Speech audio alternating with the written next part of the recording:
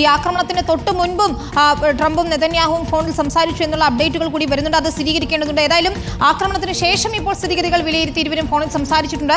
അല്പസമയത്തിനകം തന്നെ Donald Trump മാധ്യമങ്ങളെ കാണുകയും ഇക്കാര്യങ്ങൾ വിശദീകരിക്കുകയും ചെയ്യുമെന്ന് നമ്മൾ പ്രതീക്ഷിക്കണം. ഏറ്റവും പ്രധാനപ്പെട്ട കാര്യം, ഇറാനിൽ നിന്നൊരു തിരിച്ചടി അമേരിക്ക പ്രതീക്ഷിക്കുന്നുണ്ട്. അതുകൊണ്ട് തന്നെയാണ് ഇപ്പോൾ ന്യൂയോർക്ക് പോലീസിന്റേതായി വരുന്ന അപ്ഡേറ്റ് അനുസരിച്ച് തന്ത്രപ്രധാന കേന്ദ്രങ്ങളിൽ, പ്രത്യേകിച്ച് സൈനിക കേന്ദ്രങ്ങളിൽ ഉൾപ്പെടെ സുരക്ഷ കൂട്ടിയിട്ടുണ്ട്. ആരാധനാലയങ്ങളുടെ സുരക്ഷ വർദ്ധിപ്പിച്ചിട്ടുണ്ട്. അതങ്ങനെ ആക്രമണ സാധ്യതയുള്ള സ്ഥലങ്ങളിലെല്ലാം തന്നെ സുരക്ഷ വർദ്ധിപ്പിച്ച് ഒരു മുൻകരുതലിലേക്ക് അമേരിക്ക പോകുന്നു. ഒപ്പം ഇസ്രായേലും അവരുടെ പ്രധാനപ്പെട്ട ഇടങ്ങളിൽ, ടെല്ലവീവ് ഉൾപ്പെടെയുള്ള സ്ഥലങ്ങളിൽ സുരക്ഷ വർദ്ധിപ്പിക്കുന്നുണ്ട്. ആളുകളോട് ബങ്കറുകളിൽ തുടരാൻ നിർദ്ദേശം നൽകുന്നുണ്ട്. സൈറണുകൾ മുഴക്കിക്കൊണ്ട് ആളുകൾക്ക് ഇത്തരത്തിൽ മുന്നറിയിപ്പുകളൊക്കെ നൽകുന്നു എന്ന വിവരങ്ങൾ കൂടി വരുന്നു. അതായത് ഇറാനിൽ നിന്നും ഏത് നിമിഷവും ഒരു പ്രത്യാക്രമണം പ്രതീക്ഷിക്കുന്നുണ്ട് ഇസ്രായേലും അമേരിക്കയും.